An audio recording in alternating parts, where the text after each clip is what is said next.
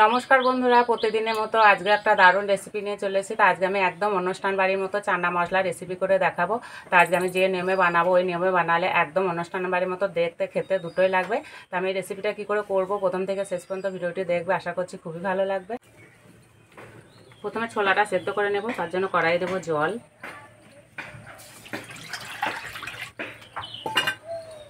আমি এখানে দেশি ছোলা নিয়েছি, তোমরা চাইলে কাবলি ছোলাও নিতে পারো। আর ছোলাটাকে সারা রাত ভিজিয়ে রেখেছিলাম, এবার জলে দিয়ে দেবো।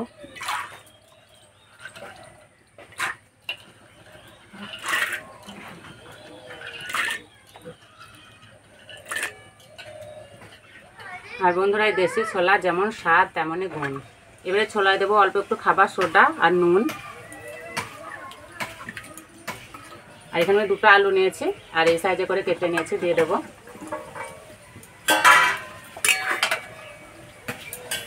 ঢাকা দিয়ে দেবো। একটু খাবার সোডা দিলে খুব তাড়াতাড়ি সিদ্ধ হয়ে যায়।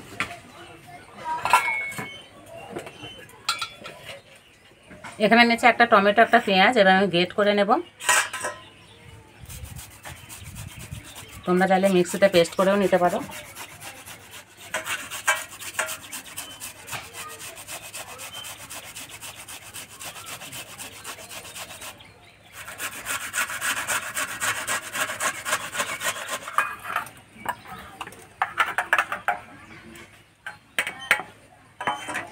এবার টমেটো গ্রেট করে নেব।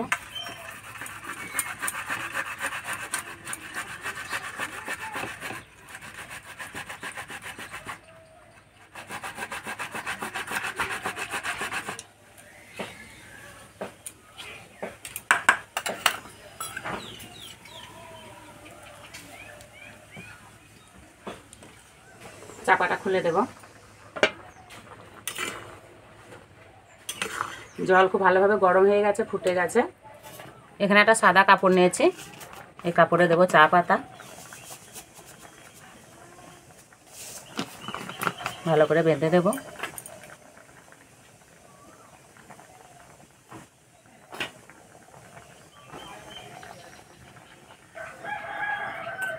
এবার এই পুঁটলিটা কড়াইয়ে দিয়ে দেবো। আবারও চাপা দিয়ে দেবো।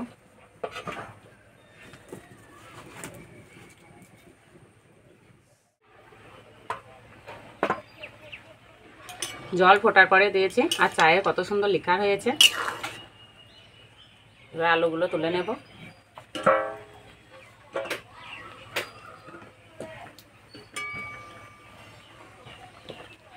এই পুটলিটাও তুলে নেব, আর কোনো কাজ নেই। এই যে ছোলাও সিদ্ধ হয়ে গেছে, এবার ঢেলে নেব।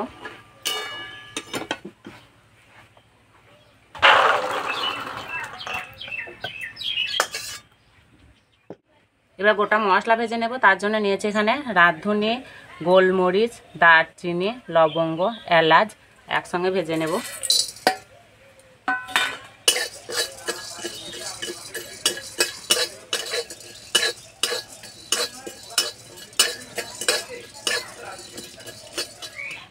ভাজা হয়ে গেছে, ঠান্ডা হলে গুঁড়ো করে নেব। এবার কড়াই দেবো সর্ষের তেল। তেলে দেবো শুকনো লঙ্কা, তেজপাতা, গোটা গরম মশলা। এবার দেবো গ্রেট করা পেঁয়াজ,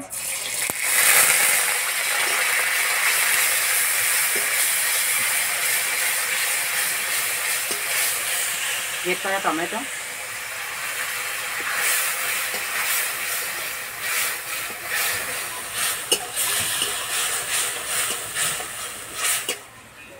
এবার দেবো রসুন বাটা, আদা বাটা,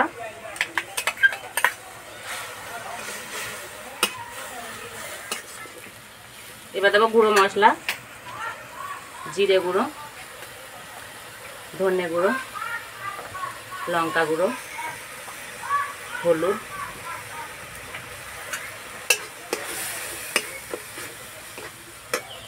অল্প একটু জল দেব।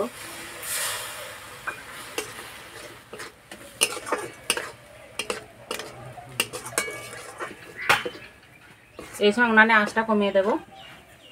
এবার দেবো ফাটানো টক দই, এখানে আমি 4 মগজ আর পোস্ত বেটে নিয়েছি, দিয়ে দেবো। আর দেবো চিনি।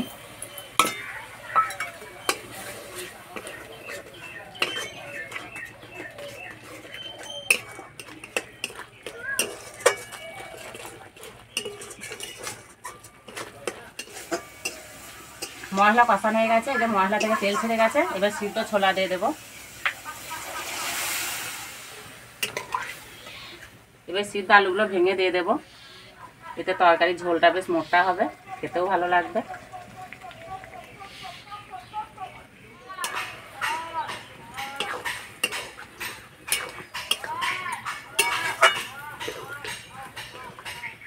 অল্প একটু জল দেবো। এবার দেবো স্বাদ মতো নুন।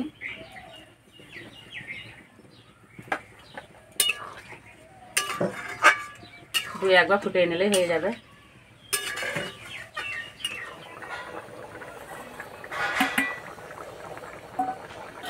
এদিকে ভাজা মশলাটা গুঁড়ো করে নেব।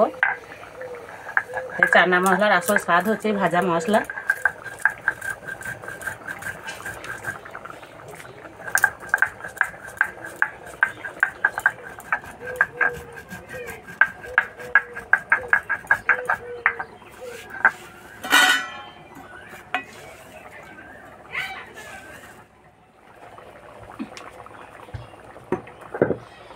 এবার দেবো গরম মশলা গুঁড়ো,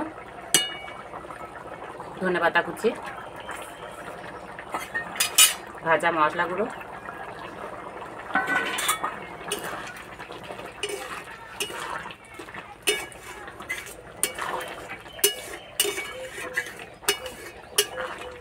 আর একদম অনুষ্ঠান বাড়ির মতো গন্ধ বেরিয়েছে।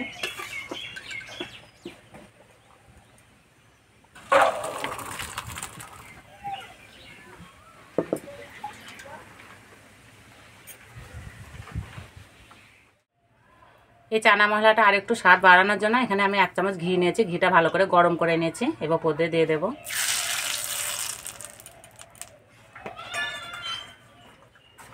খাওয়ার জন্য একদম রেডি হয়ে গেছে। আজকে আমি আর অনিরুদ্ধ খাবো। তা অনিরুদ্ধ কখন থেকে বলছে মা হয়েছে হয়েছে করছে।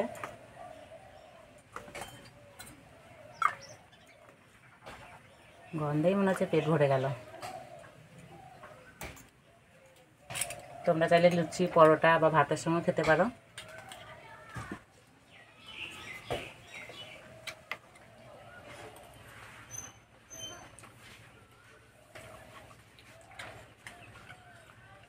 তো বন্ধু, আমার তো বিশ্বাস হচ্ছে না যে এটা আমি নিজের হাতে বানিয়েছি। খেতে এতটাই ভালো লাগছে।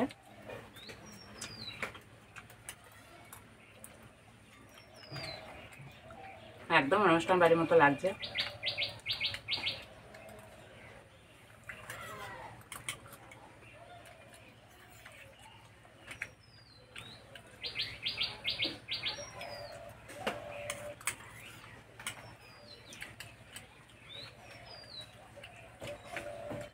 এইভাবে তৈরি করে খেয়ে আমাকে কমেন্টে জানাবে কেমন লেগেছে।